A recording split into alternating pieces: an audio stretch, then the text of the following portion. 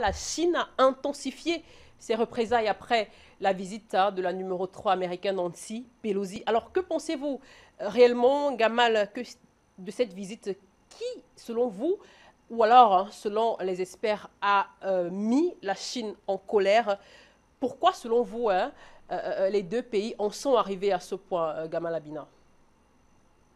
Bonjour pour commencer, puis bonjour à tous les panélistes. Donc, simplement pour répondre à votre question, pourquoi la Chine est en colère? C'est simplement parce que la provocation américaine est évidente.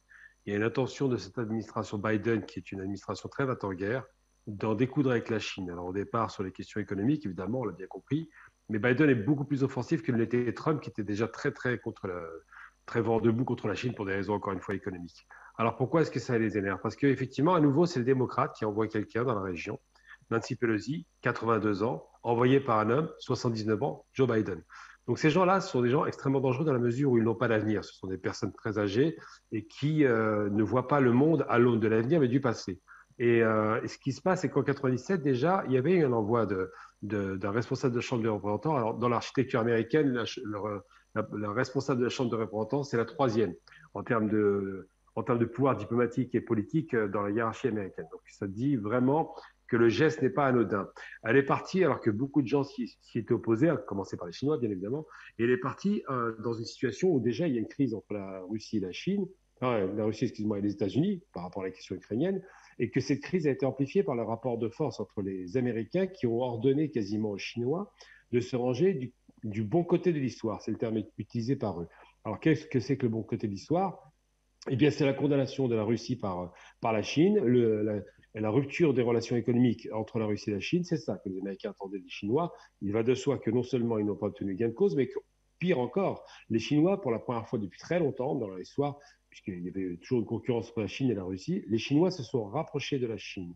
Et donc, la raison pour laquelle les États-Unis commencent à provoquer, c'est une provocation évidente, inutile et parfaitement dangereuse, la Chine sur la région, donc la Chine continentale sur l'île de Taïwan qui appartenait historiquement à la Chine, il ne faut pas l'oublier, qui n'était pas un problème tant que c'était Chiang Kai-shek qui était au pouvoir.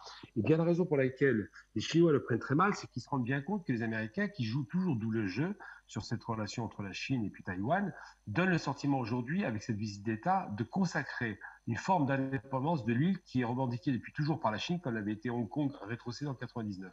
Donc aujourd'hui, la question géopolitique ne dépasse la question taïwanaise, puisqu'évidemment, la question qui se pose, c'est le rapport entre la Chine, la Russie, les États-Unis. C'est un triangle qui est en train de se former, avec deux axes qui sont constitués, donc l'axe de l'Est, et les Chinois, évidemment, n'ont pas reculé sur ces questions de principe, veulent récupérer leur souveraineté sur Taïwan, qui leur appartient historiquement, et qui a été séparée de la Chine en 1949 à la suite de la fuite du Kuomintang, dirigée par Chiang Kai-shek, qui était plutôt pro-occidental. Voilà pourquoi aujourd'hui les Chinois prennent très mal ce rapport entre les États-Unis qui viennent envoyer la numéro 3 de l'administration américaine sur un territoire qu'ils revendiquent depuis toujours. Vous restez avec nous, Gamal Abina. Alors, indépendamment de ces tensions sino-américaines, je veux dire, de ces relations qu'on connaît déjà très tendues entre les États-Unis et la Chine, est-ce qu'il n'y aurait pas, parce que vous êtes revenu tout à l'heure sur Nancy Pelosi, sur son âge également d'ailleurs, est-ce qu'il n'y aurait pas quelque part une histoire un tout petit peu tumultueuse entre cette dame-là, entre cette démocrate américaine et la Chine, selon vous? Alors déjà, il faut commencer par le débat. Dès le départ du schéma de pensée, les démocrates ne sont pas de gauche. On a tendance à penser que c'est l'aile gauche de ce système bipartite américain. Les démocrates n'ont jamais été de gauche, ne seront jamais. La Ouais. seule fois où il y a eu une dimension un petit peu humaniste des démocrates, c'est sous Carter. Et preuve en est, il n'a pas attaqué l'Iran quand il y a eu la révolution islamique. Mais les démocrates sont des gens plutôt centre ou centre droit, très proches finalement, dans certains abords, des idées républicaines par rapport à la guerre et l'exportation de la guerre. Pour prendre l'exemple très concret, Nancy Pelosi, par exemple, avait refusé la guerre d'Irak, mais quand il y a eu le surge, donc la réaffirmation du renfort des moyens militaires pour massacrer les populations irakiennes du centre de l'Irak, en Fallujah particulièrement, et bien à ce moment-là, Nancy Pelosi a signé les contrats, elle a signé le fait d'augmenter le budget militaire pour faire la guerre. Donc c'est une femme qui n'est pas du tout un enfant de cœur, qui est quelqu'un de très battant en guerre, comme d'ailleurs son Biden, hein, qui pareil avait signé la guerre d'Irak en 2003, pour oublier.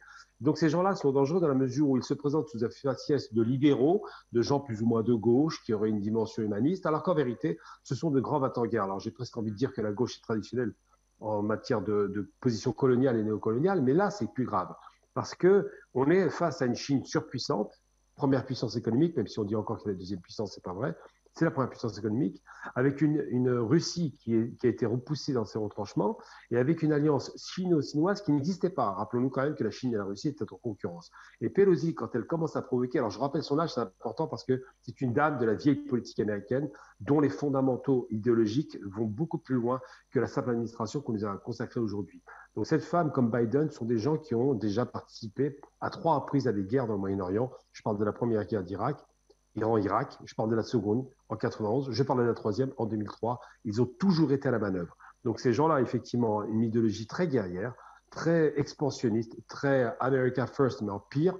Et surtout, c'est des personnes qui n'ont absolument pas la notion du bien-être de l'humanité. C'est-à-dire qu'on va provoquer des Chinois chez eux, car rappelons tout de même, il faut quand même le rappeler, que la Chine est chez elle à Taïwan, et que ce n'est pas parce que le Kuomintang, tenu par Chiang Kai-shek, qui était donc un ultranationaliste de droite quasiment, on peut le dire, qui a fui la Chine continentale et a occupé cette île illégalement, c'est pas parce que cet homme était aux commandes qu'on peut accepter la séparation de la Chine continentale de ce territoire qui historiquement lui a toujours appartenu. Donc c'est la raison pour laquelle, d'ailleurs, ça rappelle par certains abords ce qui se passe entre les régions est de l'Ukraine et la Russie.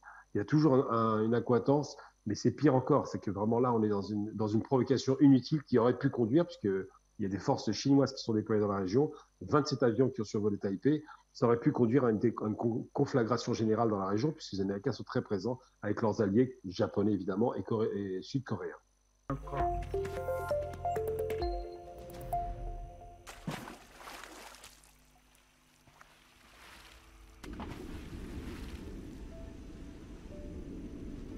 Afrique Média. Le monde, c'est nous.